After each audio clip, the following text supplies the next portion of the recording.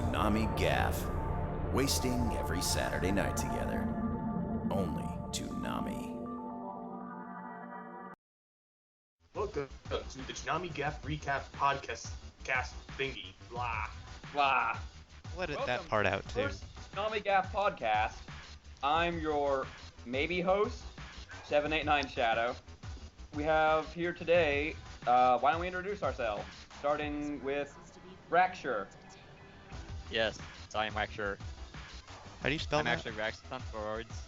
Ah. But for some reason 789 always calls me Raxer. What was it? Raxus. Rax. What? I did it again! And Bat Dan. Yo, Hello, Bat Dan. going good. Everything's going good. Trying to stay fucking awake. Oh, kind of like GXP. We also have Novid. Hey, it's Novid actually. Novid, What's up? what's up? Shout out to Neo Gaff, NFL Gaff, Hip Hop Gaff, all the Gaff. Various assortments of gaps. Thank you. So many mistakes. And the gentleman recording this, Andrax. Yeah, that's me. I'm here. What's up? Cool. You have press record. What? You want me to press record? I'm making, this is like the final double check. Yeah, I recorded a while ago. Okay, that's good. So, let's just start off with Bleach. What do we think about Bleach? I don't like it. I'm pretty So sure that let's just start with the recap of the episode. Today was Oop's backstory. today was, That could be Arabelle's anybody. backstory in between half of her getting one shot by Aizen. It didn't happen in the manga. Everything except for the beginning and end, the episode was entirely filler. Yep.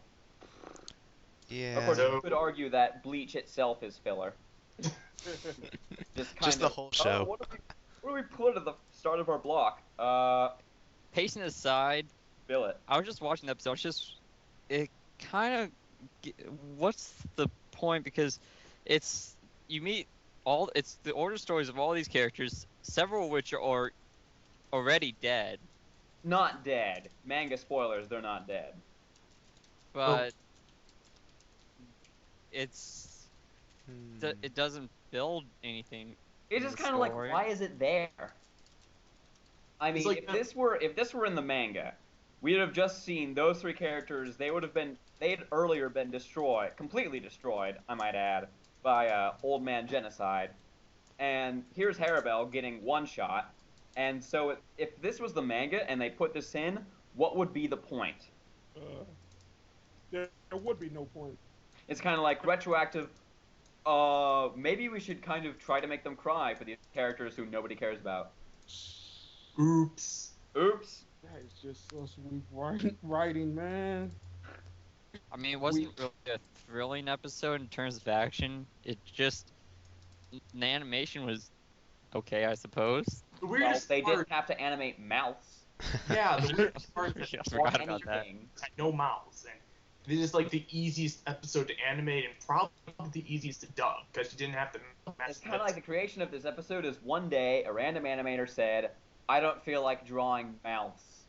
So Also, have you seen my hammerhead shark? Well, Garchomp. wait a second. The reason for Tom's current design is that they didn't want to animate the mouth. That would be too expensive. So you can't really hit on the mouthless Well, there's designs. Well, Bleach doesn't really have that problem with funding when they did that, I don't think. Probably I mean, now not. it's canceled, but back then I don't think they could not pay to animate mouths. Yeah, when was this episode aired in Japan? Oh, God. Um, Probably like Oh. 5 years ago or something. I think 2010. Jeez. Yeah, 2 years ago. 3 years ago, actually. Well, hopefully we get some progressive plot forward so we can actually talk more about Bleach next time. We will be able to talk a lot about Bleach in a few weeks, because in a few weeks it is actually going to get legitimately fun.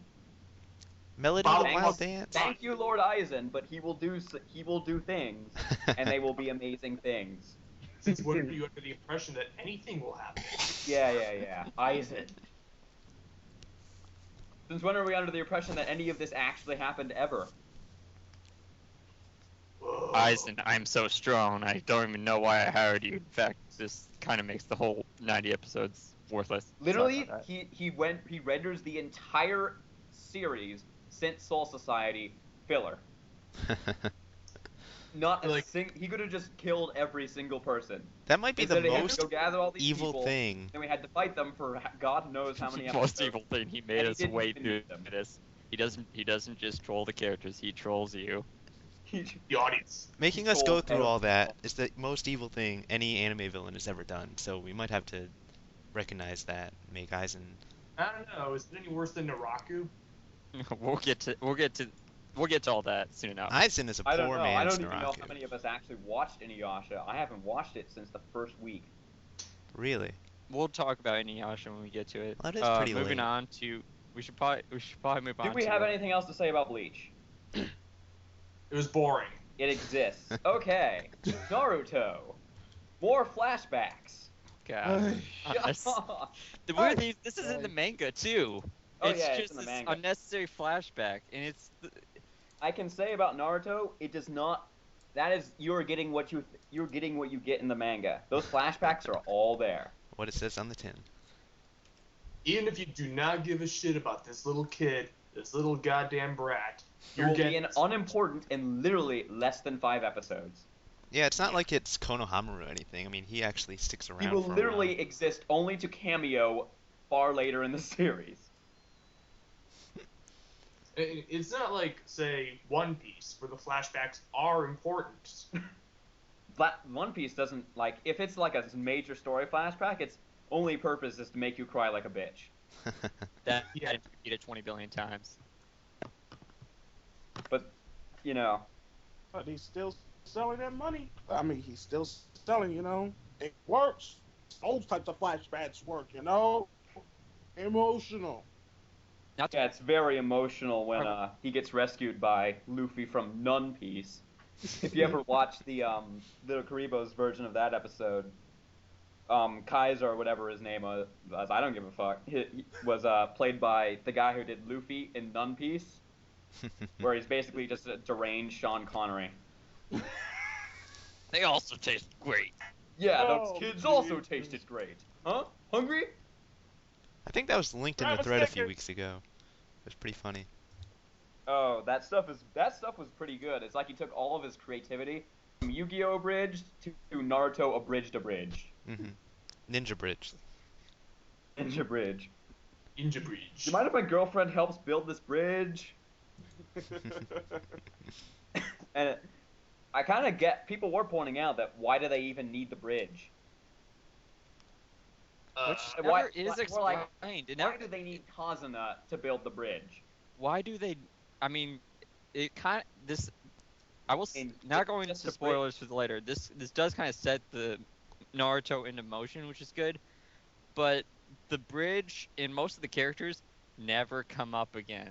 Sorry for the miss if that's a spoiler for anyone, but they I'm just won't. gonna point out. I'm just gonna flat out say it. The only things that will come up, the only characters who will appear past a cameo, are Haku and Zabuza. But we won't say why or We will how. not say why, They just but it's re- bullshit. I can guarantee you that. Isn't it so Oh, far and- in the future that spoiling it would have like no effect anyways? So far in the future, so we're just not gonna spoil it because, it would. Kinda- You can't even it's- spoil that because if people have no idea about Naruto up until this episode, I'm sure there are some people in the thread. If you spoiled this, they would be like, "Huh? I give up. I give up on the show. Okay." You mean they already But- happened?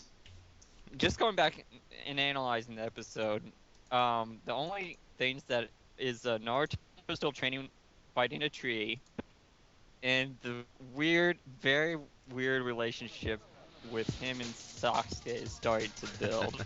Oh yeah. Ooh, yes. At this point, he's just Oh, waiting for my. him to fuck him. I mean, it's not even subtext anymore, and it gets even worse. It's overt text. Weird. I mean, they're supposed to be rivals, but they're more. It gets kind of. They love to hate each other. Yeah, and then you got Sakura, who's all, oh, I believe in everything Sasuke does, even though he's trying to kill us all. That's far, far later in the series. That's too, later, but yeah. I love her walking around the town. It's like, what's wrong with these people? Man, stop being so. Poor. She's supposed to be the smart ninja too. Smart.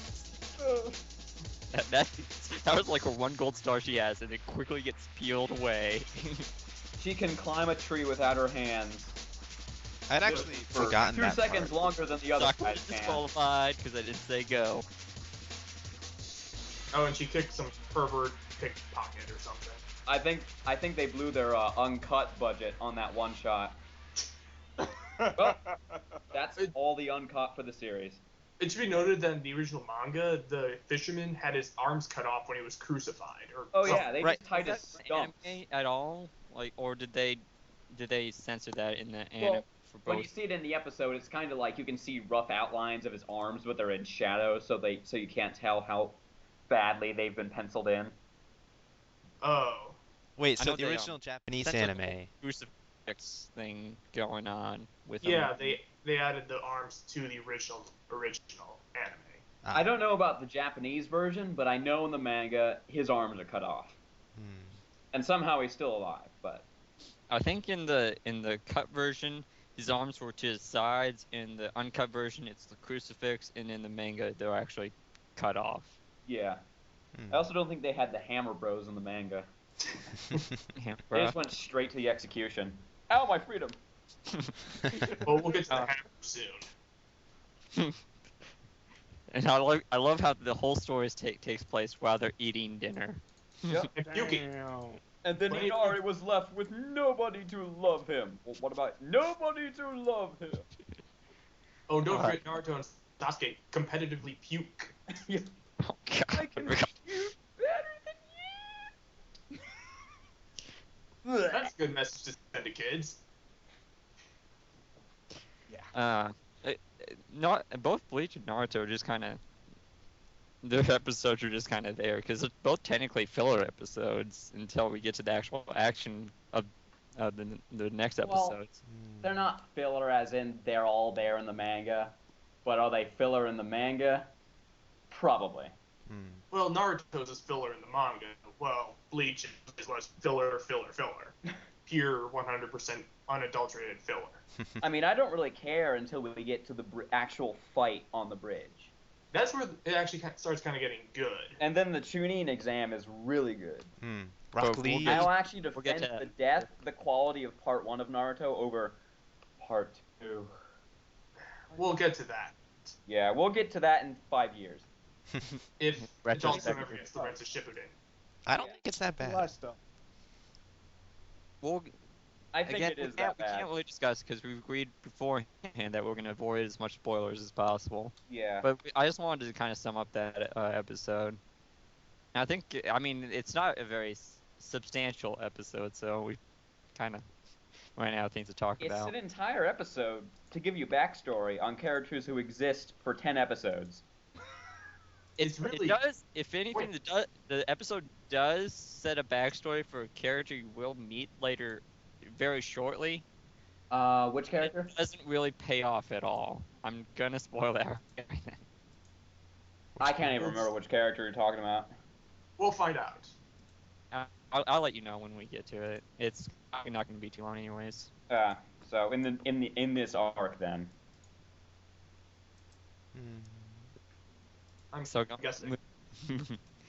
moving on to the more interesting shows. Moving on to Troll Raw, the ever trolling Thundercats. Oh. boy. Just to summarize this episode, the Thunder we have all the cats moving into a village of dogs City. where there's a Good new big-ass cat city. that's fighting in an arena. They Gladiator. want to recruit that new cat. In plot B, the Thunder Kittens have to face off with a pickpocket. A raccoon. They have to deal pickpocket. with Tom Nook's more legitimate brother. Which apparently he's got like clairvoyance because he can see what he steals, and it's really weird and doesn't make sense. Klepto voice. And he has a great face. Oh, yes. I mean, what was with that face? Was he trying? I think he was trying to kill them.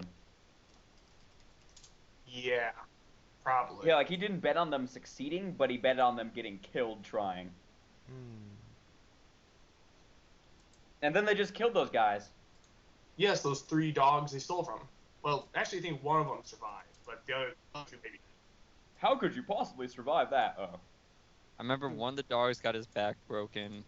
One of the dogs just straight up died. Like fell off a cliff. Oh my god. Fast.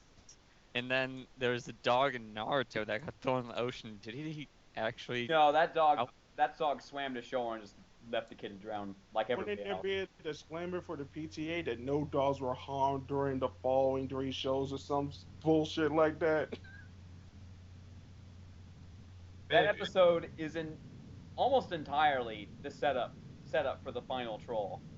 Yeah, The beginning of the It end. literally exists only I for will that. the only thing I will say is just start taking notes about everything that happens in Thundercats from this point on because it will pay off. Oh my god.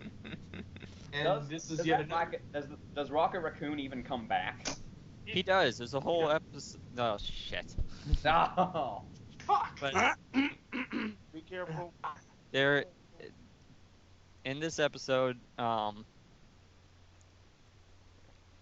shoot, what is there? I mean, let's talk about the new Thundercat. Kumaira. What's her name? Kumaira. Amara. Kumaira. Thank Because you. she's a puma, get it? Oh, I did not He's get also- that. We took Puma and added Ira at the end. Thundercat. Because it's the one cat that you really can't kind of get a feel for what kind of cat this is supposed to be. Hell, even Panther is kind of a stretch in this one.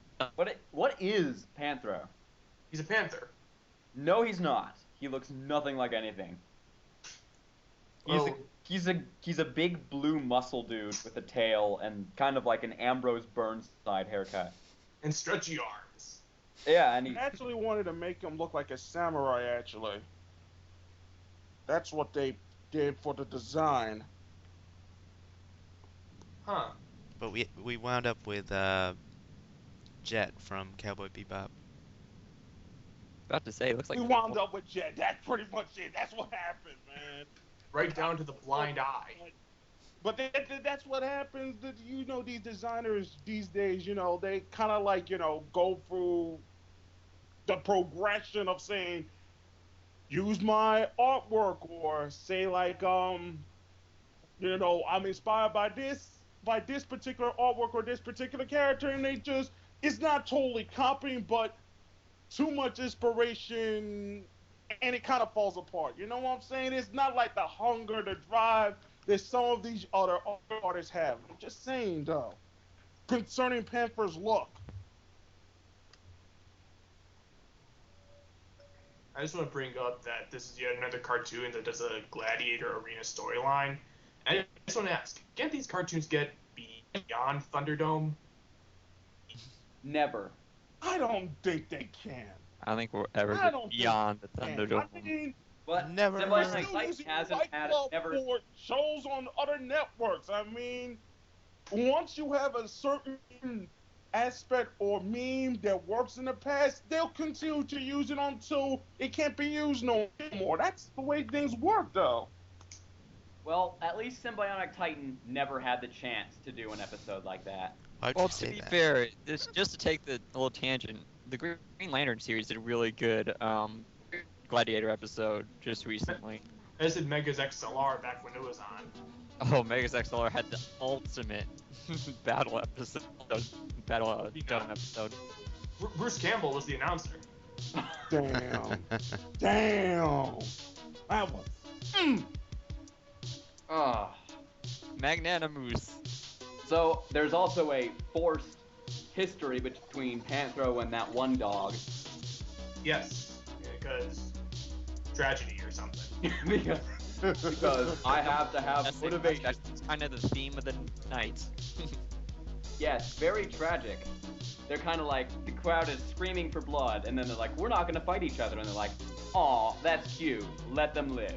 And I think this is a great opportunity to talk about what's up with Thundercats and just quick resolutions. It feels like they wanted to do more. It's like, oh shit, we've already reached 30 minutes. Quick, wrap it up. Oh shit, we hope too much. I think that's the problem with some of the writers there. You have comedic writers like generic Michael. Oh, what is his name? I want to pronounce his name correctly, but and then the other two writers that were working on Batman Brave and the Bold, they worked on this series, and they're comedic writers, but they're not good, strong action animation writers, or just plain action live action writers. They're set pieces you gotta use, and all those sorts of things. And you can't necessarily use comedic timing in order to make in order to go into action series. The transition to do that it's difficult, you know. And they thought they had more episodes in the bag. Let's just say it out loud, but I don't want to spoil anything. But they thought they had more episodes in the bag. But you know, that's kind of a trend recently. Like shows are like, we have this many episodes. Oh, now you're a 16 episode miniseries. Good luck, Legend of Korra. Well, but to be fair, Legend of Korra is coming back for the second season. They announced it way too late. Animation takes a long time, like not 6 to 9 months to complete. So they didn't know they were going to come back for another season. Then when Nickelodeon announced that they're coming back next season, then they said, "Oh boy." That's what happened. I just think they didn't really know that first season whether they were going to do a standalone miniseries or whether it was a first season. That's the difficult thing, because the writers are going for what they have in the first 6, 10, 12 months, first year. And then they go by what they're going on by the first year, and some might say it's a mini series. But then when they have all those episodes in the canon, they found out that it's going to have a second season, then you gotta try and figure out which stories are going to make a good second season and how you work beyond that second season. You know, that means some continuing errors, that means some filler, that means those are other things as well. What? It's different in Japan because Japan can usually have 13 episodes, 26, 52, or like in the case of Pokemon and One Piece, 100 to 500 episodes. Or in the case of Inuyasha, they have a huge chunk of episodes, and then they let the manga catch up, and then they just had a whole concluding arc they put out after it ends. Kind of like what they did with Fullmetal Alchemist. And Soul Eater, apparently. Another of the catch up to halfway through the manga, then make up shit second half. Then we'll get Soul Eater Brotherhood when we'll be breaking down Soul Eater next week, though. Oh yes, we will. What I do want to talk about is just, and I want Bad Dan and just to comment on this. Why is Lino the ultimate simp of all time in this episode? Because he got his ass kicked by a woman. Well, he let his ass kicked by a woman. God damn it! I do not want to sound that bad. Oh man, that's not getting edited out. Damn it! I wish to. I mean, it's kind of like these characters have not changed at all. No. Lion-O is still king of the dipshits. Like, I will say this. Our our Thundercats retrospective, once the series ends, is going to be the episode to watch, because we are going to go off on that series. Oh, we're going to go. I know what it is. We're going to go off. The goddamn Drifter episode. You'd think he would learn of something from the damn Drifter, but he didn't. Which Drifter is Because this? there's so many episodes that work, but so many episodes where they go terribly, terribly wrong. This series is entirely, let's teach Lion-O or another cat a lesson, and they will forget it next episode and forever. But we'll get to that. Here is my problem from when we're going back from episode 4 to now to 19, is that my main concern was that how were they going to produce something on the magnitude of episode 4? How were they going to do that on a consistent basis? Because let's take the Ninja Turtles, for example, the 2003 series from 4Kids Entertainment. They had an episode where we thought the Shredder's head was cut off. How how would you continue to keep up the not the pressure, but keep up the momentum from doing that particular such a particular scene like that? And so they figured it out because I think that the company was smaller and as long as you were selling toys, he didn't really necessarily care, Mr. Khan, what you did with the turtles.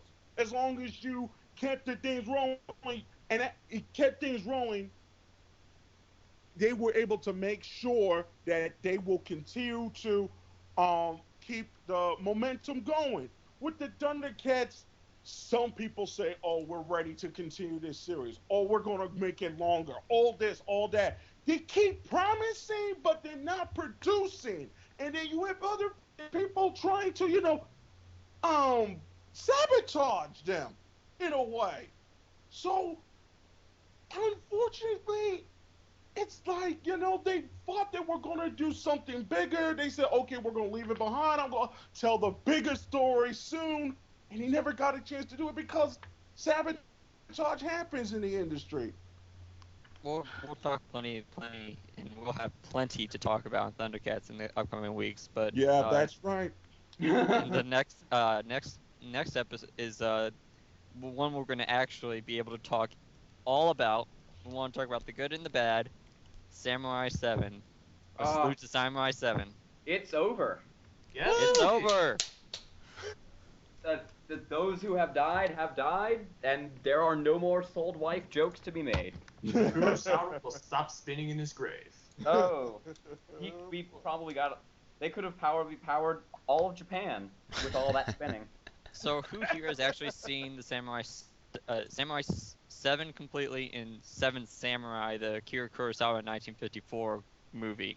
I did. And let's not forget the Magnificent Seven, the 1962 movie based on the 1954 Japanese movie. Of course. Magnificent Yes, Seven. there's a lot of elements of Samurai, the Seven Samurai make it into other movies. A Bug's Life. I have not evidently. seen Seven Samurai. It's just I will that- see it though.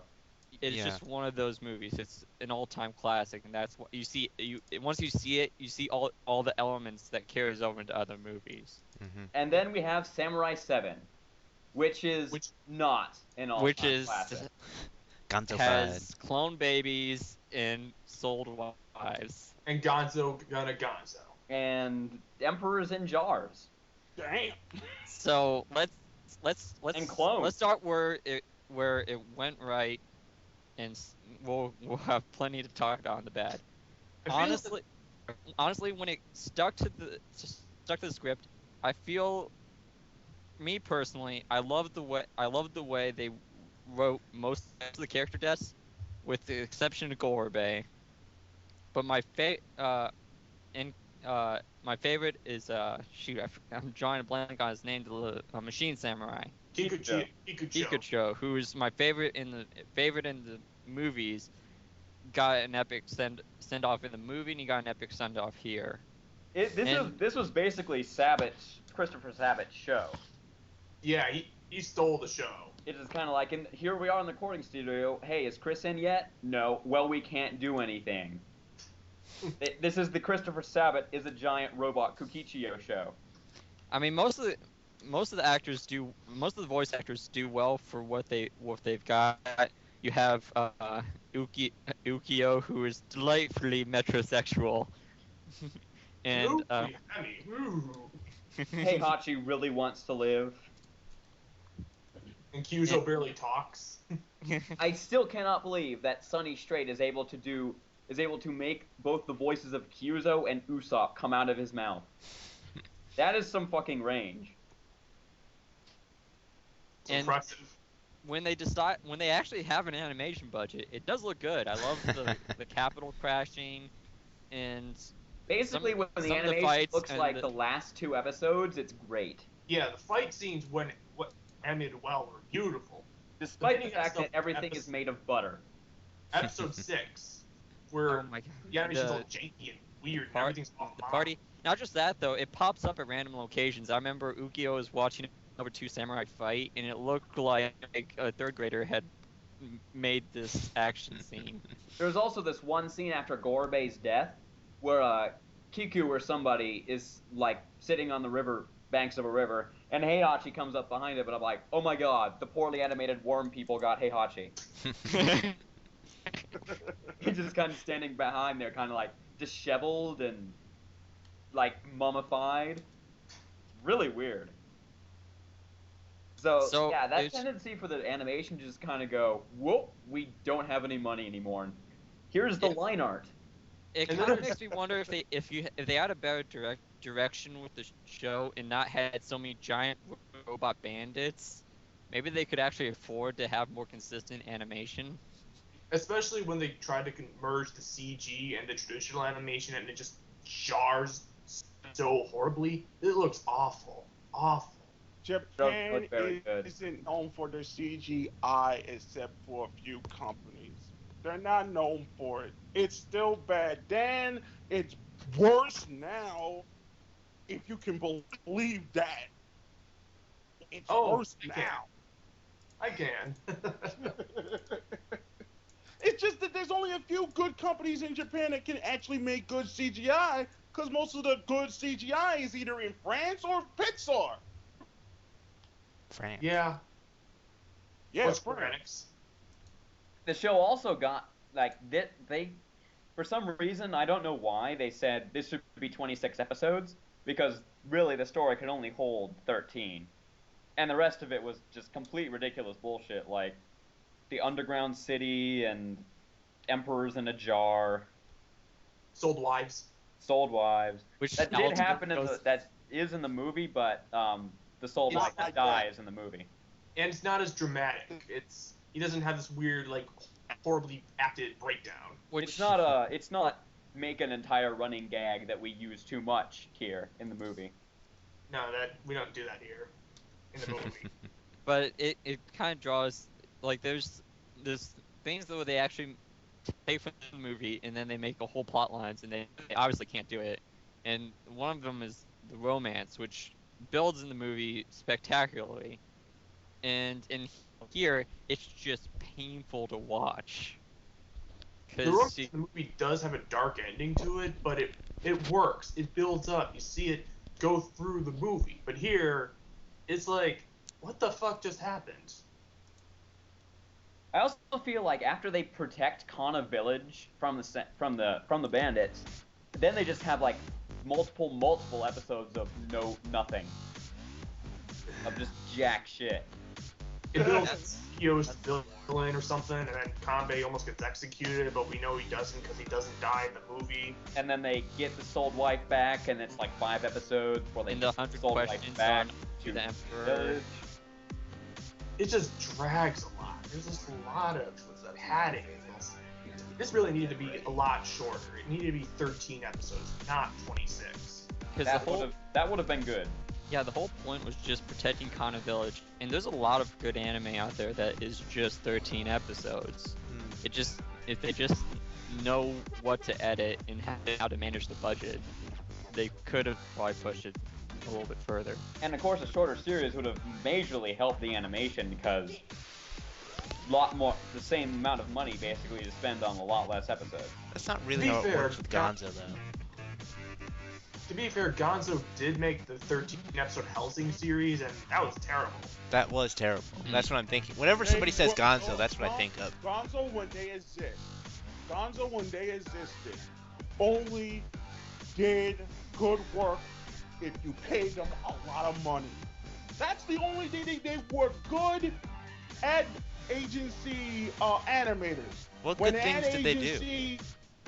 I don't remember. If I remember correctly, they did the LeBron James animation when he first came to Cleveland and almost won the world championship but lost to the Spurs. They did a commercial with him and Yao Ming. I think it was about 2006, 2007. This is somewhere on YouTube. And Gonzo did that animation. That's one of the better ones.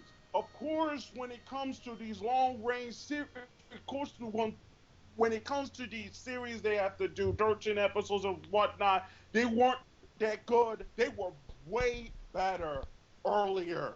when they started out, when they were way better earlier, but as they started to get more money from Western sources and they started doing more ad agency work, they tend to lose focus. They send their B teams, C teams to do Hellsing, for example, and in this case, Samurai 7.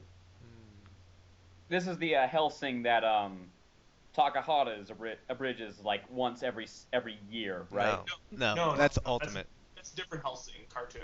Okay, because that one looked good. It is No, good because it follows the manga. The original Yeah, Hellsing anime gets FMA'd quite a bit, like halfway through, which is odd because it's a 13 episode series, but it ends up happening Yeah, towards and the somehow they catch up really fast. It's weird. end.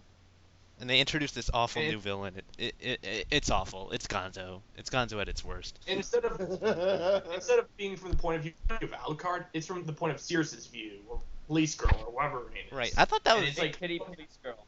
yeah. I thought that was an interesting idea, but it didn't really work out that well.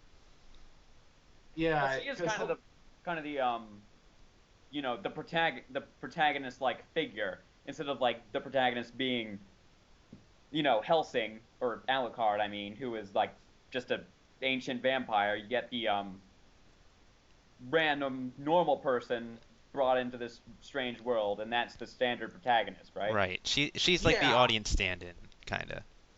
Exactly. yeah, but didn't really work here this time. They failed at it, basically. Yes. Yeah. Also, what else about Samurai 7? Well, they at least managed to give Gikajo a big send-off. Oh, yeah, that scene really was awesome. Don't mind me, I'm just redirecting this giant ship with a giant sword.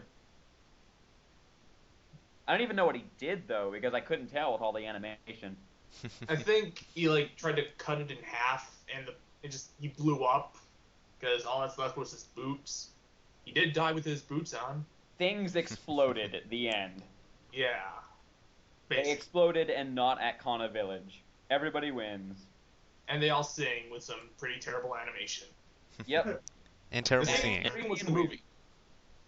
It seems like the perfect way to end a Gonzo anime. Well, It's just terrible right, singing yeah. and bad animation. At least the singing was in the movie. I'll just mention that. So, Well, I'm sure it wasn't terrible in the movie. no. Well, like I said, the thing that lasts about the movie is it has a very bittersweet ending, because you have Kanbei reminiscing about the battle, and he basically says, "Oh, this is another battle we've lost." Well, that happens in this one, in Samurai 7 too, and even Yeah. in Magnificent 7, I think. Yeah. I mean, that's kind of the one constant, That's or one of four, them. four of the samurai die, 3 live, and two of the three that live are old veterans, and they thought they would die in the battle, but they ended up living instead, having to move on through life with And another. in the end, the farmers win and everybody else loses, or something. Yeah. See, the movie works because you just got these bandits, these asshole bandits that just bothered this one village. You didn't need all this gigantic capital stuff. You didn't need to take down the only government in the entire dystopia. Yeah. Oh, and of course, Ukyo's plan was to take over the world. Oh yeah. I don't even. What is even outside of the world? They really want I mean, that does that price for does the some reason. empire or whatever consist of the entire planet or whatever? I don't know. They didn't do good world building in this particular series. No world building. I mean, like, there's the word, there's kind of village, well, and then they did whole episodes talking about what the hell ever, and they never did any actual world building. I need to care about the world that they're in. Okay, I care about the village, sure. I care about certain of the characters, yeah, but the world was just so sparse. I'm and pretty so sure weak, and they didn't couldn't explain the even- world because they didn't want you to think about it that much. Because if you really thought about it for a second and how these giant robots are toe to toe with samurai, it would kind of all just fall apart. I mean, they kind of It chose. is true, though. Let's make a 7 samurai anime, set it in a steampunk, cyberpunk future, and then not explain anything. Yeah. And the Gundams were all made of tissue paper. They're made out of the strongest element known to their kind, butter. Butteronium. Put them out in the sun too long and they just melt. That's why they fight at night or when it rains, so they don't melt. Right. And then the one time we hear a name, it's completely unpronounceable and unintelligible. Right. And of The course, guy's the leader is introducing himself to Ukyo and is like, my name is. Oh, and people were ugly in this show. Oh my god. I just wanted Kana Village to not to die. Not just that, I could never figure out Kanbei. How did Kanbei go from an old grizzled war veteran to sexy 30 male? I think that was just you. Let's not go there. Oh my god. I'm Girls, sorry. I'll say that. It's kind of So- for the let's say for the exact same reason, Hitsugai and Bleach is always in everything. Because Kubo writes based on popularity rankings. Yeah. Popularity ranking. Oh, Hitsugai is number 1 in the popularity rankings again? Better have him defeat the main villain of the series. Well, that would be Or funny if he fucking confuses some movie around popularity rankings with some other characters. Hey, look who's really popular. All of a sudden he introduces a character who can stretch his limbs. Like Luffy.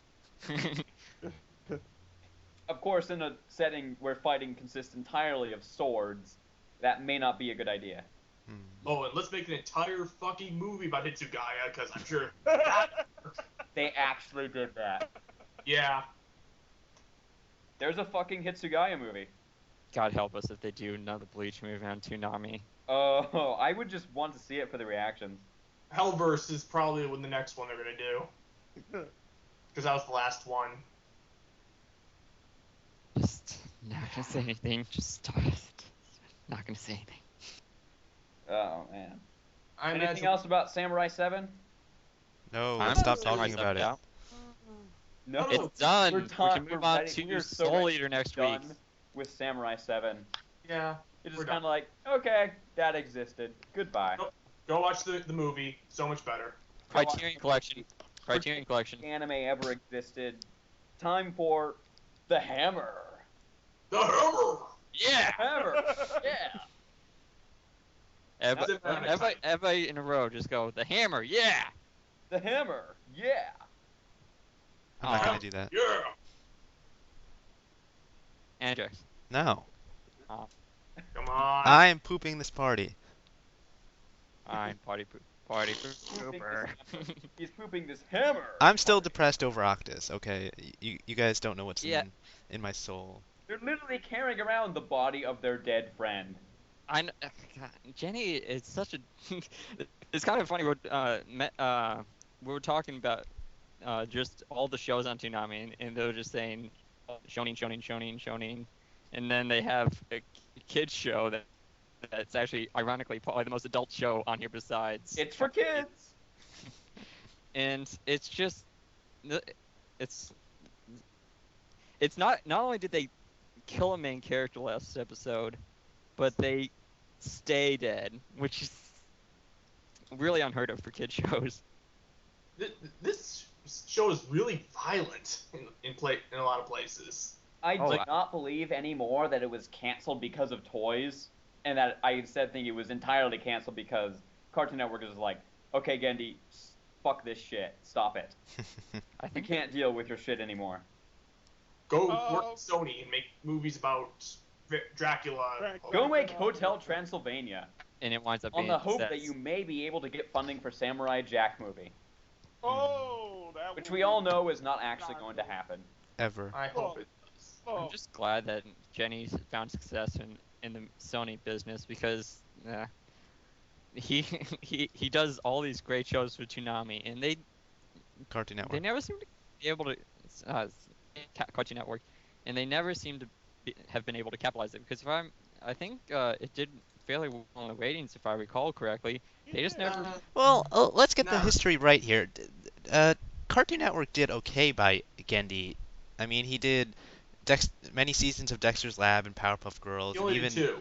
many seasons of Samurai Jack. Although that was like what, 2.5 seasons, Well, something like that. Prequel movie. Average length seasons for a cartoon show. It was really Well, only that's until Symbionic Titan that they really screwed him over, and that's because Well, someone. not just him, but McCracken too. McCracken wound up going off to Disney. Like they had a bunch of really good animators on their team, and they just lost them all in one fell swoop. I think the thing that is that they lost a lot of their brain trust. You know, the woman who was there now works in PBS Kids. I think her name was Linda Stemensky or something. She now works with the fascists over at PBS and whatnot. Anyway, yeah, they're fat. I have a. I don't want to start with PBS. That's just a long story. That being said, they lost when she was there. She protected Jenny. She protected McCracken. Protected all those people because she was good with them, you know, and she was good with Jason DeMarco, you know, or senior vice president of marketing over at Cartoon Network and Adult Swim. She protected all of them. Once she left and said that the business was not for her, the new executives come in and they start looking through like glass eye, through a microscope, for whatever they're doing and whatnot. And you know the hammer start falling on Kraken, the hammer start falling on DeMarco, and the hammer start hammer,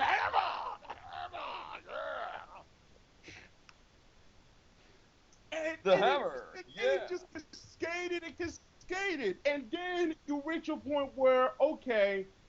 I personally believe that the reason the show got canceled or ended is that they did a scene with one female and Cartoon Network just took great offense to it and said, "We're done with you, you're gone." I think I know what that scene is. I was talking about that in Penny Arcade. I also go there. And that's when I felt that was the scene that said, "No more week on, he's out." That's what they did. Huh? The math tutor scene? I think it was the math tutor scene, yeah. And they said they were done. But Adventure Time can do a heck of a lot more than that because they're done in a way that no one knows what they're doing. Wasn't that early in the series, though? If they were offended by that scene, wouldn't they just, like, take it off the air immediately? Well, I don't. You see, I don't know what they're thinking, though. That's the point. I mean, are you trying to be like? The thing is with me and what CN does and what they don't do is that they're inconsistent. You see. They're inconsistent. Okay, our comedy shows can do this, but our action shows can't do that. And in some ways, they wanted to make Jenny like their own version of Seth MacFarlane in some ways. But it didn't work out that way because one executive said, "You can't do that. That's blah, blah, blah, blah, blah, blah." And you know. I feel like the executives are kind of like, let's cut this because the last person did that. That's the last person's love child. Let's throw it out the window. That's exactly real. What it is, and it doesn't make it. You see, yeah, especially when the Thundercats first aired, all they did, like that show, Level Up, every 5 minutes, Level Up, every 5 minutes, even on the Thundercats, which they could have promoted the same way they did Level Up, but it's every 5 minutes, it's Level Up. You gotta see it, like it. You gotta see all these things. It's Level Up. You gotta watch it. And you know what? It couldn't even get a buy rate, to use a phrase from WrestleGAF, also another shout out. So, you know, they couldn't even get a buy rate up. But yet, Didn't Level Up get canceled, just to be clear? Yeah, it got canceled. Level Up. It got 2 seasons and then canceled. Oh, that was that video game show. Right? Yeah, the video game show, yeah. I don't even know how that got 2 seasons. And now they're literally just, it's Ben 10, the network. Well, no, not that though. This is the thing that perplexes the hell out of me. Like, they get rid of these good shows, but not every blue moon you have a regular show and an Adventure Time that sneaks in. I'm just wondering what the hell happened. Like, did they make a deal with the devil to make those shows successful? Because I don't know, these are the most but- bizarre shows I've ever seen I on think- TV, and they're successful and they deserve it. One of the things that I think happened is because Pendleton Ward, in my own estimation, okay, Pendleton Ward is a crazy ass dude. And I feel as though that the executives do not want to piss him off because he knows something or they know something about him and they just don't want to piss him off. If This they guy- piss him off, it's kind of like, I'm digging my talents to Nickelodeon. Fuck you. That's what it is. And he's free to do it because they've seen his success. And he's free to go anywhere he wants. Actually, Nickelodeon aired the original Adventure Time pilot, but they said no. So he went to Cartoon Network for it. So I don't think my god. So I don't think he'll be going back to Nickelodeon anytime soon. But Yeah, essentially, because Nickelodeon and Saban are now buddy now. Did by any chance Cartoon Network ever have the SpongeBob to ever even look at SpongeBob? I believe they did. I believe they did because there is also a comment made by the creators of both Phineas and Ferb, and they said it took 15 years for them to get to Disney. The Cartoon Network passed them up, Nickelodeon passed them up, CBS when they were doing their thing. I don't think Disney passed them up, but I think ABC before they went to Disney became a part of Disney, passed them up. All and syndication passed them up. They went through everybody. Everything one passed them up. Took them 15 years. They went to SpongeBob. Then they restarted the idea with Phineas and Ferb, and that's what happened. So I believe, yes, back in '98, Cartoon Network had a look at SpongeBob, didn't take it. I believe so. That's kind But of the this is story all of TV, hearsay. really. Yeah, it could be hearsay. Who knows? But let's we'll save that discussion for another time. Okay. But let's pull back and just go back to Symbionic Titan and just Yeah. talk about the episode because we barely said anything about it. So Well, other this than episode, feels, Alana other and than Lance. feels, the episode is basically the Hammer. and it's Over and interesting. over and over again. It's a huge part of it, but there is some substance to it as well. The Alana and Lance are running for their lives because they can't handle the monster without Titan. And trying to and it does move the plot forward, which is what I love. It seems like this episode just is to introduce the Hammer. It's like, oh look, another toy idea. Guys, I had just had a strange thought. You ever heard of the space? What is that video game called? SVW or SRW? Space. What is it? It's that the one with the big robot, the one with the robots, the RPG, Space Robot Wars. Super Robot Do you Wars. know what? Do you know what would happen? What if they put Titan there? What if they put Titan there? That would be some. I just had that thought though. If they put Titan in one of their video games, that should happen, you know? That will become like a shock to people, you know? You know, if Titan? nothing else, if I can't have Symbionic Titan back, I would just take a show about General Steel and the Hammer. There we go. That and Solomon. Solomon is a great character, but sadly, I mean, I was getting to the point. At the end of this episode, they finally learned to trust Solomon after all the crap that they've gone through with him, and he had to kind of earn their trust because of all the crap he put them through. Remember that torture scene for kids? Lance gets beaten up by Darkseid. With blood and everything. And he it kind of moves us into the final episode, which is a great final episode. And Final episode. I know it's a great episode, but it's also so gut-wrenchingly sad at the same time because you know it's not continuing. You but don't know what's next.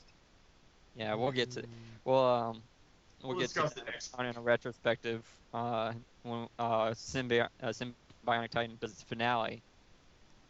But we should probably move on to the one everybody's been waiting for, GXP. Eureka 7 is first. You skipped the show. Oh, sorry. Does GXP kind of have that effect? Kind of like this reality distortion field? It's just Entering the GXP field. Everything is stupid. It's this incoming doomsday that I can't ignore. Better get it over with.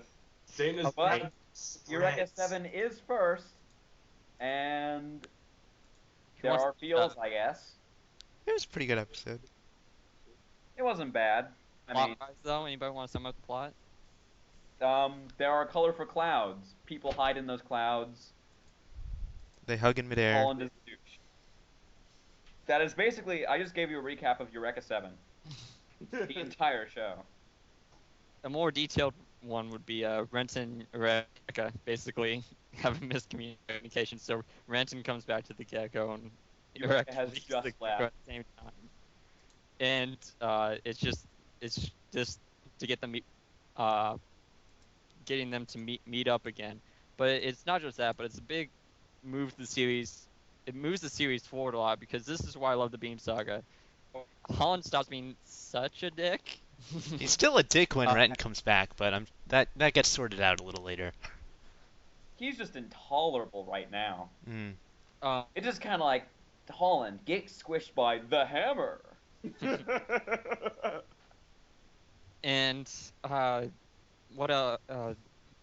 we also get the final thing with Beams, which just looks promising. I'm not sure how long that gets sorted out because this is my first time through Eureka. Mm-hmm. But it does. It's nice. It gives me a little bit of hope that we're actually seeing the series moving forward at this point. Mm-hmm. It's like halfway through. Yes. Oh man. Well, it's a little more. And This is before- what, like episode 30, I think. 26. Then yeah, we're halfway through. Yeah, this is the first season's finale. Something like that. Yeah. For the little, We have a new Well, opening clip next I- week. Yeah, with Helter Skelter, and this has probably one of the ickiest titles, Morning Glory. Ugh. it's an Oasis album. It's a flower. Yeah, Morning Glory just sounds Yeah. afterglow. Well, I'll just mention from the little bit I saw. I really tuned the show out from the bit I saw. That's the power of love. Bow, bow. It is basically that. I mean, Holland is after angry because he of killing can't so many- love anything. He can punch things, but he can't love them. Why It's can't I stop punching? Probably because you're the hammer. Yeah. The hammer! Yeah! Why won't punching this save it? I keep punching it, but it won't be saved. I can't solve my problems without punching. The hammer! He actually kicks a lot too, which is The We only need thing the hammer. We need the hammer in Eureka.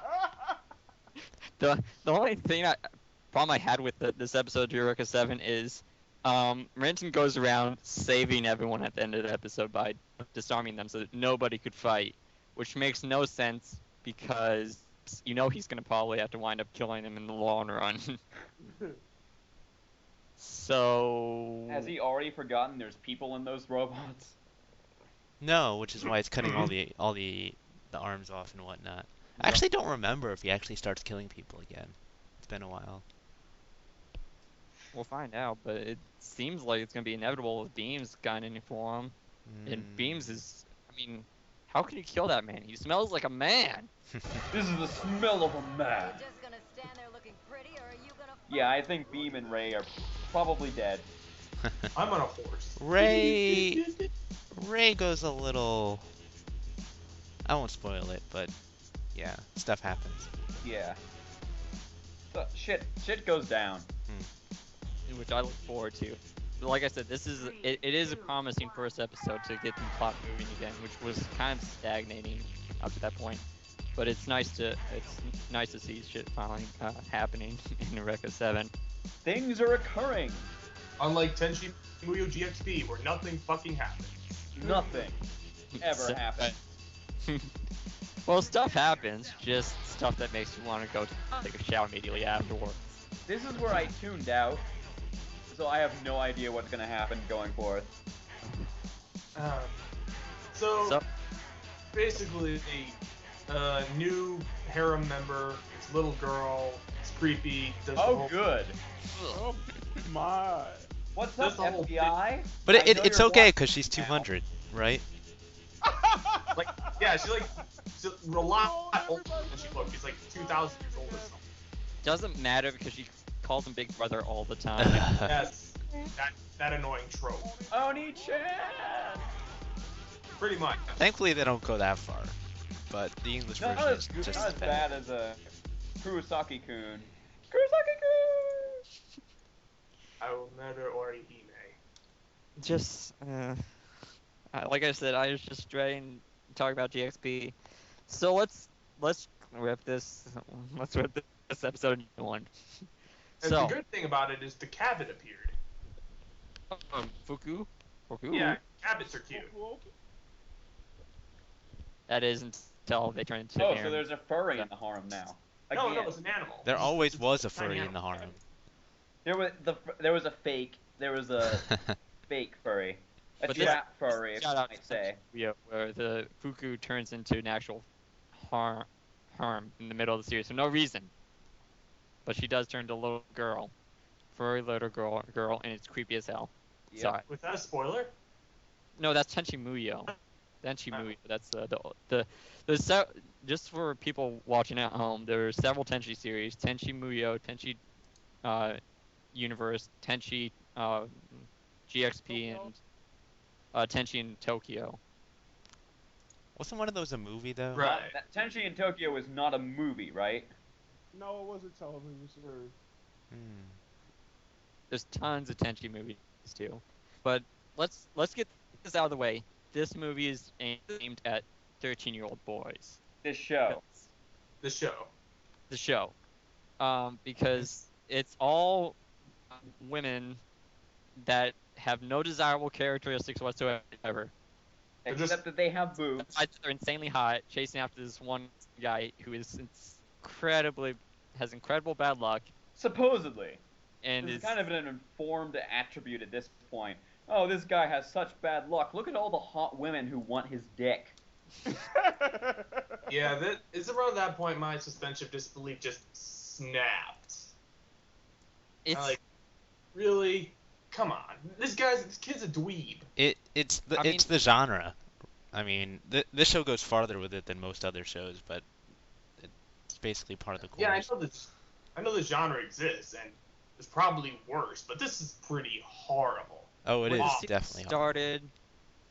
The woman had some semblance of dignity, but it's gone now. They Like- don't have any dignity anymore. They They're had literally it, crawling around naked on the floor, begging for his dick. And That is the entire show now. in the beginning, you actually saw Satan's bad luck. Like, shit would happen to him, and it's slapsticky, comedic, yeah, but now it's just, he has bad luck, but nothing happens. Yeah, he has His bad luck. bad I ran luck into all is these pirates. good Oh look, I have because another hot girl apparently- as a consequence of this bad luck. And I have more hot women falling over me. It's so awful, so terrible. Oh. Look, Maybe the twist is that they're all succubi or something. God only hopes. That would be good luck for the audience, but unfortunately, it's bad luck, Brian. Yep. But breaking down this episode, we have the protractor ship, which once you hear it, you cannot unsee it. The I didn't introduction see it. of the bunny of the bunny who controls the ship, and I think it was just basically Lolly at that point, which Ugh. yeah, This is my lolly. There are many like it, but this is mine. Hey. No. I really digging in my brain if anything of actual importance happened. I think there was the 3 co-pilots had a little thing. You're digging your brain for any substance. I yeah, have That's the problem. the only way I can survive. I'm gonna starve otherwise. Oh yeah, the 3 co-pilots were one of them's Agumon. They had like their little weird subplot, but apparently they can break the 4th wall now. It's really weird. Hopefully, they can break the 4th wall out of this series. God help them. I think this series is breaking the 5th wall. And I don't even know what that is. Sounds like Something is fundamentally wrong with this show. The only reason it's even on Toonami is nostalgia, because of the original Tenchi series. I don't think it's nostalgia. I just think it costs $2 to air the entire show. That's probably the biggest reason. 30 I mean, cents. it wound up being Waiting's poison. Just push it to freaking 3 o'clock in the morning when nobody even care about it. Nope. I mean, this show. Just to put it into perspective, this show's on earlier than Cowboy Bebop, yet Cowboy Bebop gets better ratings than it, and that's on at 4 o'clock. In the morning. In the Yes. morning. Which, just let that sink Just in. tell you something. That's how bad this show is. It just people actively avoid it at this point. When it first started out, it was on at an earlier time, but it was doing so horribly in the ratings. Wasn't it like the 3rd show in the lineup? Yeah. At that point? Yeah. I cannot even believe that. Actually had ads for the show and stuff. It's like Tenchi GXP, and then just like, oh god, we've made a What horrible happened to mistake. that one scene they had in the promos where like this one guy is like, I think we should show what is in store for him. Did that ever even happen? I don't know. That's the weird thing. Like Tenchi always had a plot in it, but it has a plot that pops up occasionally, but unlike Tenchi Muyo, I really just don't care about it. Even Tenchi Muyo, like it's harem. You can't really salvage it once you get past that, but I watched Tenchi Muyo when I was a kid, and I remember I kind of tuned it out because it was, I guess, in between all the DBZ reruns. But I did. But it at least had a semblance of a plot from what I remember. But this one is just, it seems like it's to the nth degree of those shows. So I'm not sure if it's just me. I haven't seen a Tenchi thing in years. I don't even think I have seen a Tenchi thing before this. I don't remember. Fuck. I don't know what Tenchi is. You have been spared. Yeah. But the only thing I remember from this episode was just how annoying that cat thing was when I went meow.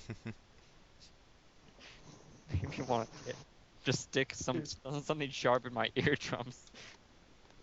He does it several times too during this episode. Full Metal Alchemist? Please, God, please. Thank you. So this is the Greed episode. This is when shit gets real. Oh, Shit gets so motherfucking real. And butchered. So Greed shows up, and basically, we now know that the Philosopher's Stone is made of people. Soylent Green is made of people! So they're trying to find alternate ways to make an alchemy stone. This is when they start learning about the homunculus by one of the coolest homunculus of all fucking time, Greed. Greed So is too badass to live, really. he has his whole posse of also badass characters. Which, honestly, I would probably watch an anime starring those people if they didn't die so fast. Absolutely. They are the epitome of too cool to live. Greed dies, comes back, Spoilers. still too cool to live. No, listen, everybody's seen. If you haven't seen Full Metal, I was just. seven. Look, what I thought when the Thundercats originally started and they originally made the concepts for it, just for an aside, I thought that we're going to use a lot more of the Full Metal Alchemist ideas, you know? At least, if not the idea, but at least some of the animation, because I just wanted that type of coolness just to reach the Thundercat series, you know? Because, oh my goodness, Greed? Not just Greed, but Oh, another badass character. I mean, this is just such a badass episode, if I remember correctly. It's Wrath shows up in this episode, and it's just amazing. Wrath just shows up and he's like, "Oh, you think Greed is cool?" I'm just gonna shit on him now. I'll stab you with my teeth. And all the homunculus in Brotherhood are awesome. I mean, I really thoroughly loved Brotherhood. Wrath, he stabs one of those chimera inside of Alphonse. He's like, okay, Alphonse is just there in shock. Emotionally. It's like, oh, there was a person inside me, and then this guy stabbed them. I remember that being a big deal in the original anime, but less of a big deal in Brotherhood. Well, yeah. Kind of like everything. We did this already. Come on, let's go. In Brotherhood, they do it all in the same episode, so it's not as big deal. But in the original, she dies in a separate episode. She's actually in, I think, she's in like 2 episodes, I believe, 2 or 3, before she gets killed off. So you have a little bit more of an attachment to her when she ultimately gets stabulated. She's more... No matter what, addict. More sympathetic, I think. In this one, she's kind of just like the generic kind of hired hand person. Reed asks him to protect her, and there you go. If I remember correctly, this is the break-off point from Brotherhood and Full Metal in the original FMA. When Ling or whatever his name is. Lee shows. Is it Lee? Sorry, it's been a while since I've seen the series, so I forgot. Oh yeah, it is Ling because it's Greed Ling. Yeah. It is Ling. When he shows up, you've full on moved past the original series. And it becomes a really awesome. From that point on, the entire thing is different. And better. In some opinions. Some people are like, well, the direct. You'll get arguments on both sides. I love both series, and I recommend everyone watch both series. I just kind of don't understand how the fake series can be better than the real series. Because it tends like it's like this is the first one I see, and the other one is compared to the first one.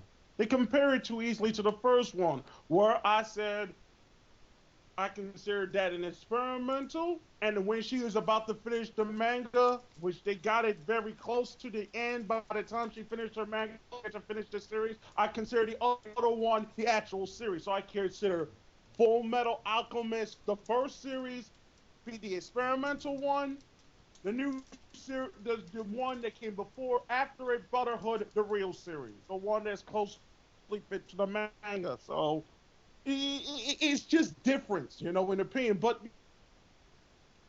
my thing with Alchemist, and I feel as though it is an issue concerning the way they write these particular series, is that I absolutely love the concepts that they use in this series to the nth degree. There is just something about Alchemist, right? Something about Alchemist I don't see in a lot of Hollywood-made series outside of maybe many of the live-action sci-fi series, such as Fringe, something like that.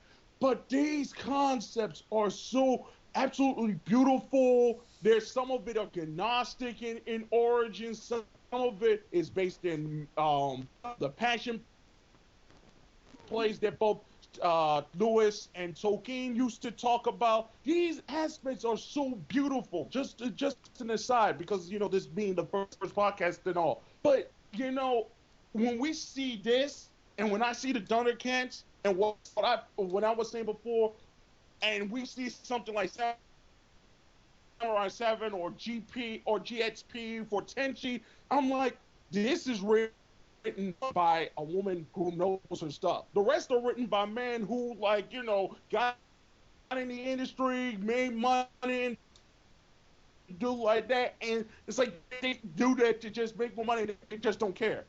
But somebody who actually cares about the product and what she's working on, especially a woman in this particular industry, it should be something to be respected. Now, don't get me wrong.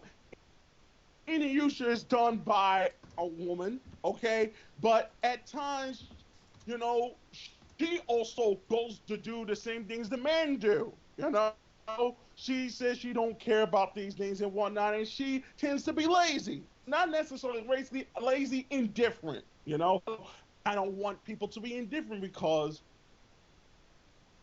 you have people spending tons and tons of money. And then when results don't come out, you tend to go like, why am I spending the money for? That's what's been going on particularly with Tenchi GHP when it came out in Japan originally.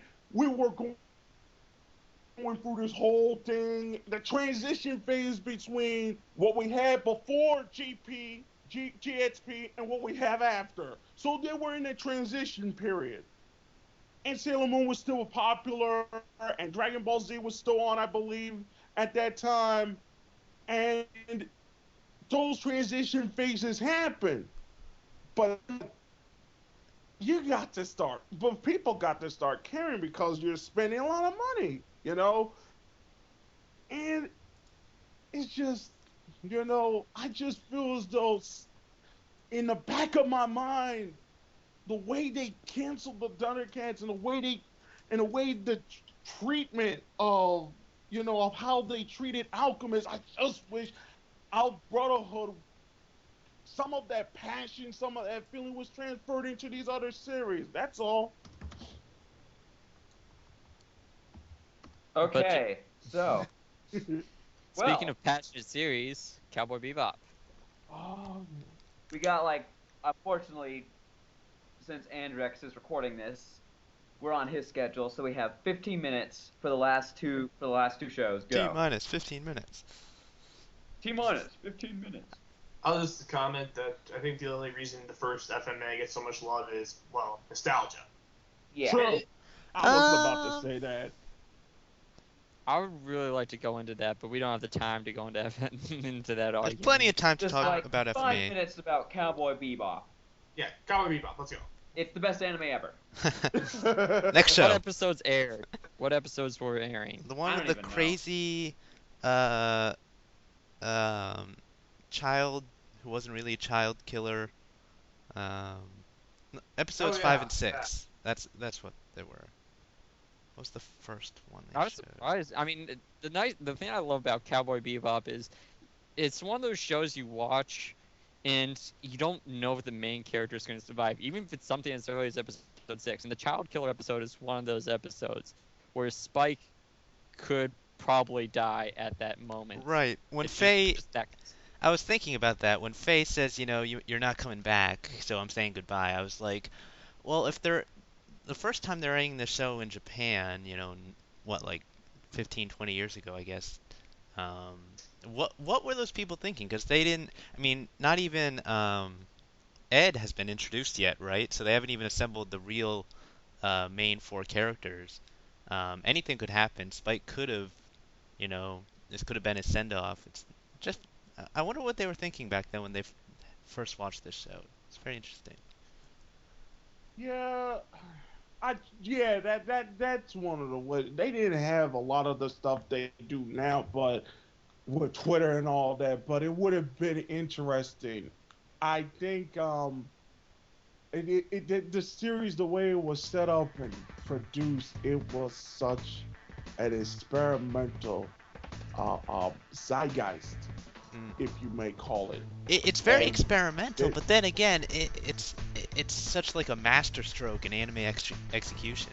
Like, I don't see very many shows being so proportionally balanced like Bebop is. It doesn't even feel like it feels so different that it doesn't even feel like anime.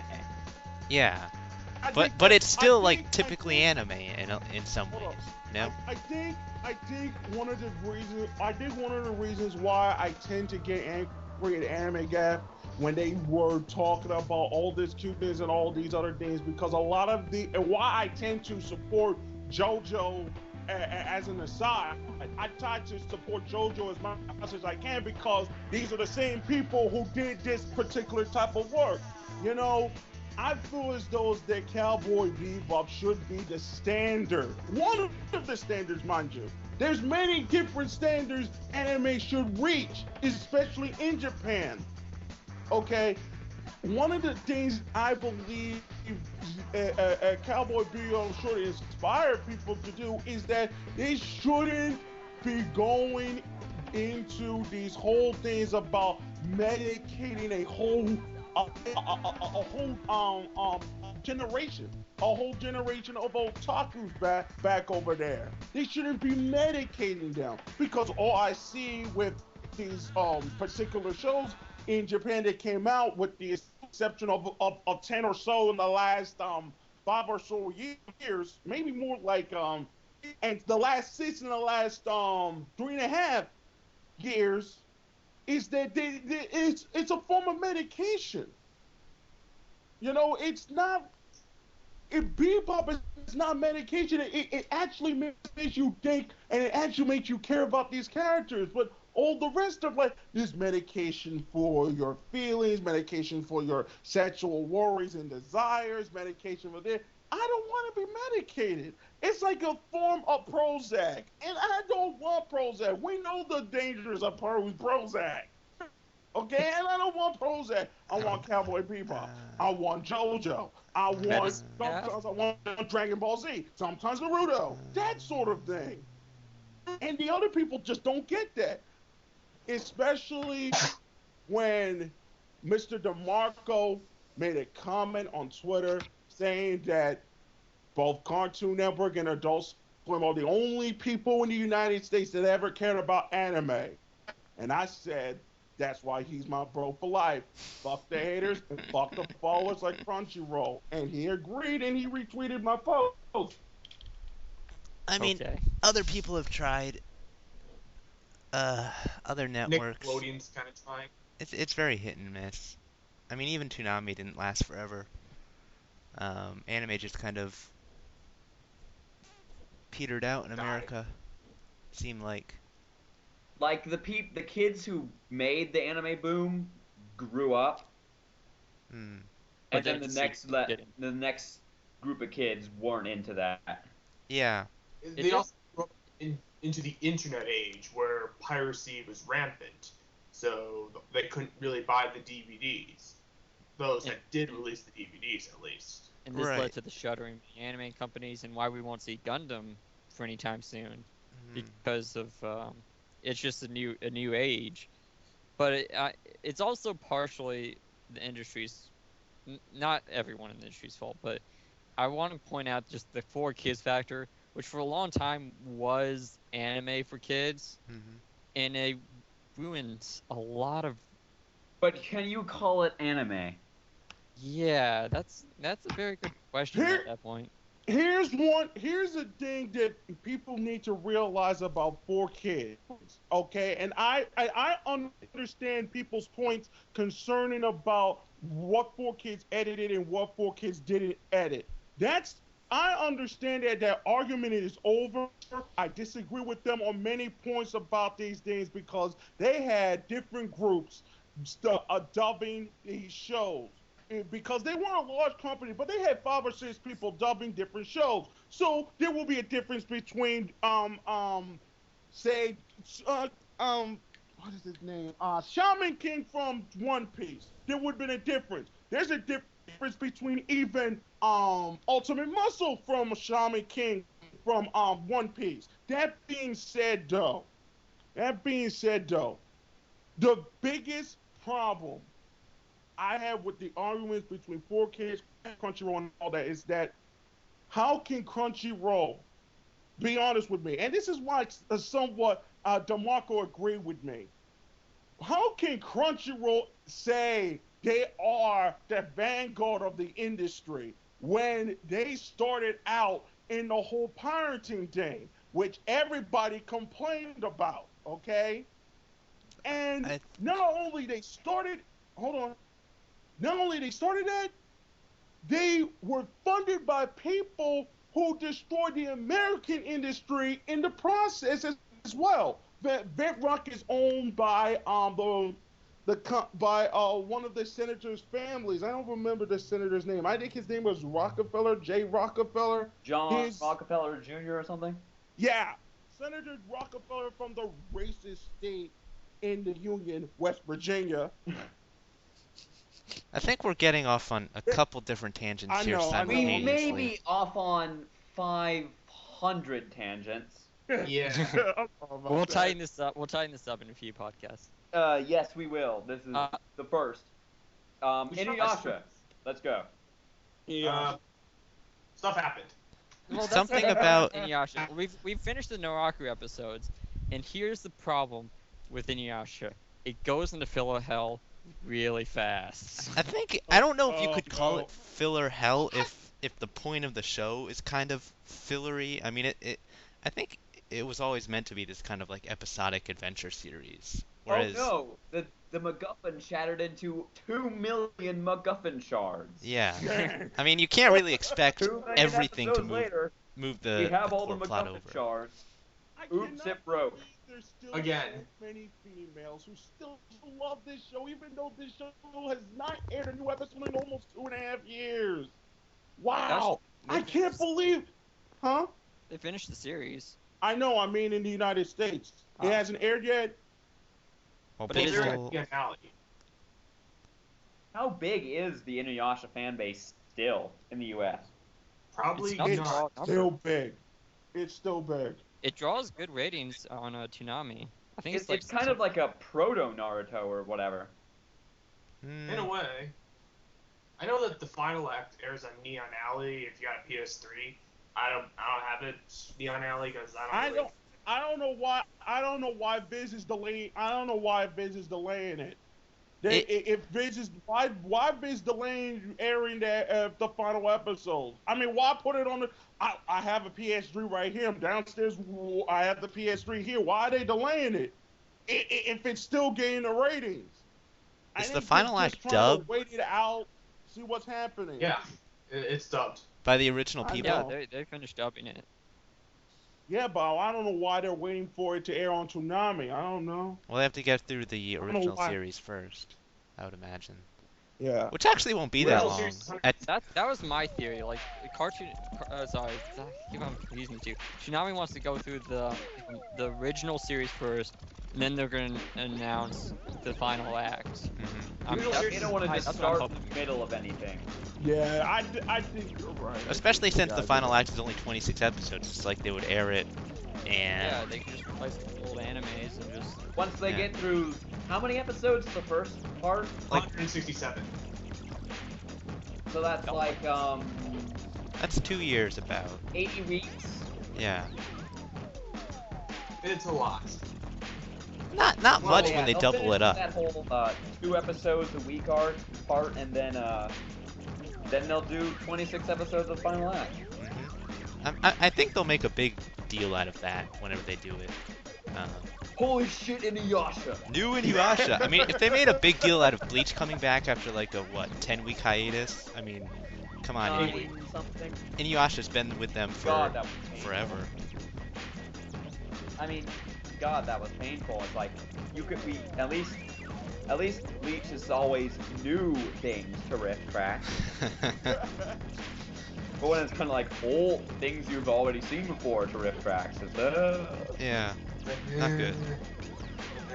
Oh man, I know it's true for all shonen series, but one of the things that always bugs me is especially Naruto, they always flash back to the same scene over and over, and this one it's Naraku becoming a demon for the first time.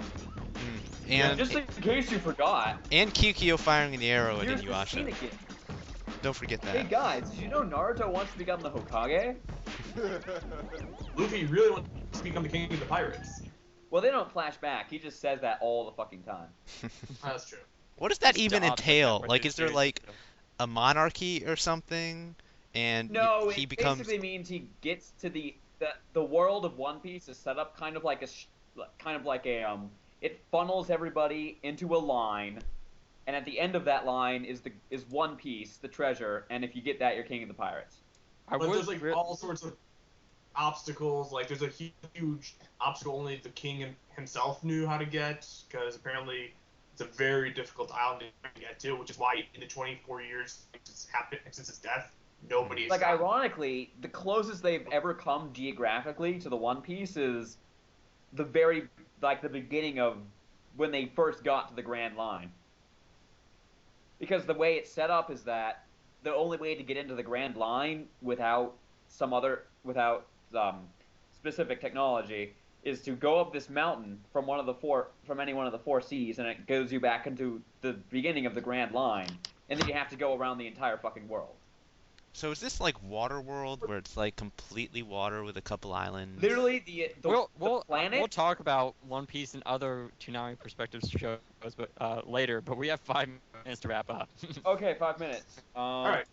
How was Toonami last night? That's pretty good. It was good. Yeah. It was Next a week is filler going to be of hell. better. Next week is going to be a lot Next better. week is gonna A be good. lot better. We have a new show next week.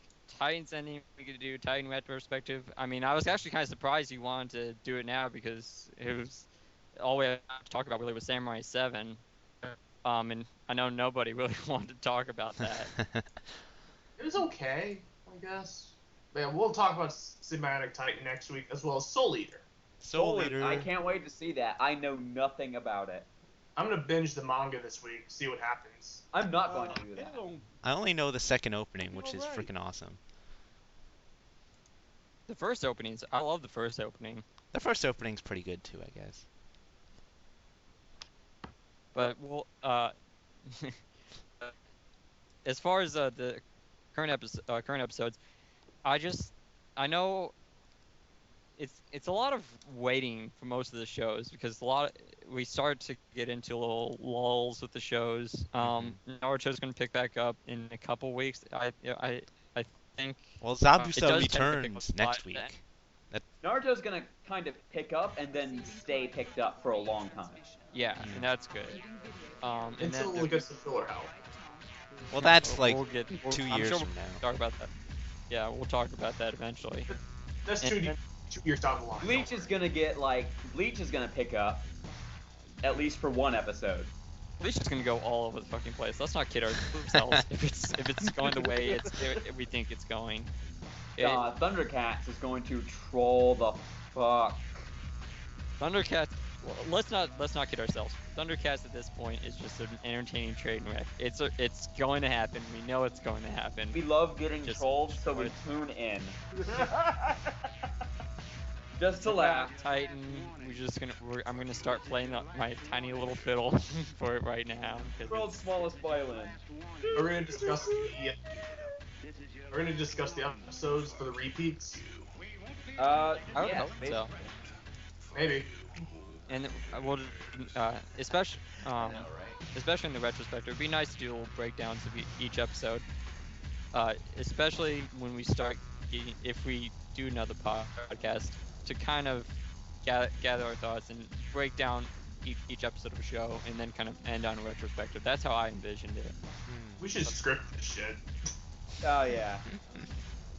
This is kind of a bunch of people in the room talking. Yeah. Except there's no room. I We're actually gonna have to. We're gonna have to do better next I asked you at the beginning, do you have a plan for this? He's like, yeah.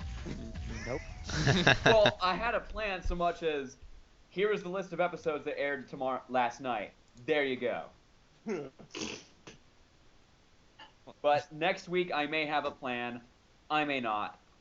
Tune in hopefully next week. Hopefully this will exist.